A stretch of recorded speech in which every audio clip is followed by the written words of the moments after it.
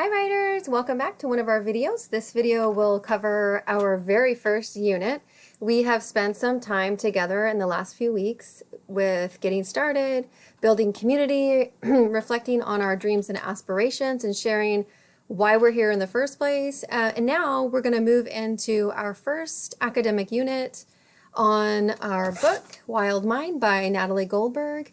And also the context or the theme for this unit is rhetoric, and so we will discuss what that means, and we will be looking at examples of rhetoric that we encounter in our everyday lives and in our text, Wild Mind.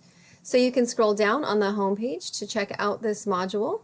If you click on the button that says weeks 3 through 6, Wild Mind, Natalie Goldberg, you will be whisked away to our first module. So you can take a second to skim over what's happening this unit. Again, it is weeks 3, 4, 5, and 6, so that's 4 weeks worth of Wild Mind and rhetoric and writing. And so we start off here with an introduction to rhetoric and to Wild Mind.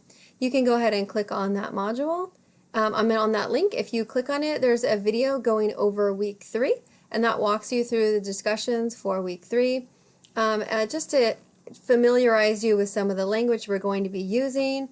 We are going to be using the rhetorical triangle, which is composed of logos or logic, pathos or empathy, and ethos or credibility. This is Aristotle's rhetorical triangle. Many of you have heard about it or practiced it in high school or in some other course, communication, philosophy, or even English. And so that is the framework through which we'll be studying Wild Mind.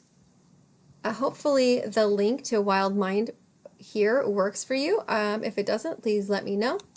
As we scroll through the module, you will find a breakdown to start with of the rhetorical analysis and rhetorical framework here. We're looking at the movie Clueless to understand the rhetorical triangle and the appeals to logic that are used when a communicator is speaking. So again, this applies to films and books and advertisements, commercials, ads in a magazine, books, novels. Rhetoric is all around us. It's in everything that we have created as human beings with language. And so this first discussion is going to walk you through an introduction to that. So please follow directions as you're navigating through. And just take really good notes in your journal so you feel solid about the rhetorical triangle. Again, this is familiar to you. You have done it your whole life. Some of it may be new, but most of it, it will sound familiar because, again, you've been doing it your whole life. As we move through week 3, you will see a discussion opening up Natalie Goldberg's Wild Mind, introducing you to this lovely human being, this lovely writer, our teacher, through a couple videos on YouTube, and then you'll be prompted to do some writing in your journal and then posting something that you found interesting here to the discussion.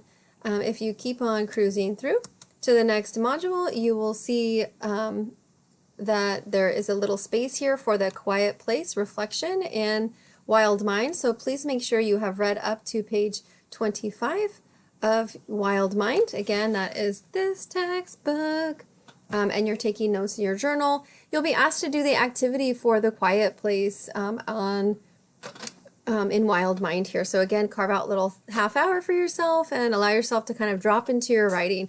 Remember, for this discussion, you do not have to share what you wrote in your journal. You're just going to be reflecting on the practice itself, the writing practice of dropping into that quiet place.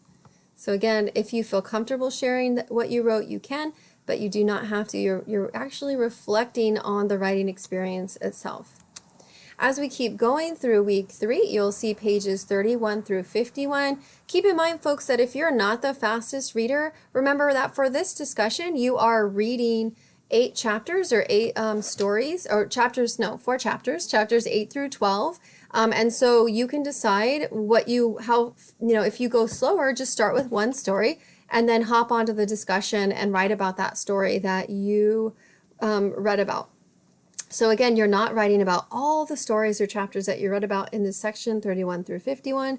You are only going to pick one to discuss. So keep that in mind. For those of you that get a little anxious or are slower reading, I know I am often, you can slow down, take your time, and then keep in mind that you're only going to be discussing one of them here to this discussion. So that can take some of the pressure off. It's better to read one and go deeply into it than to try and just rush through all of them. Again, for this particular discussion, you're practicing the art of summary. There is a handout for you that goes over the art of summary. As we cruise into our next week, this is week 4, this is what next week, you'll see more of review on the rhetorical triangle. If I back up for just a second to the modules, you can skim over and you can see what your workload will be for the next several weeks. You can also collapse your weeks so that they get shorter, so you can go straight to week 3 if that's what you prefer. So I'm just going to jump over here. Again, we've got week 3 here, and then we have week 4. You can see here that we're still looking at the rhetorical triangle and doing some writing for ourselves on Wild Mind. Those are going back and forth. We'll be starting our first essay, which is a reading response to Wild Mind. So keep in mind if there's a story in Wild Mind that really resonates with you, that might be the story that you write about for your essay number 1 reading response.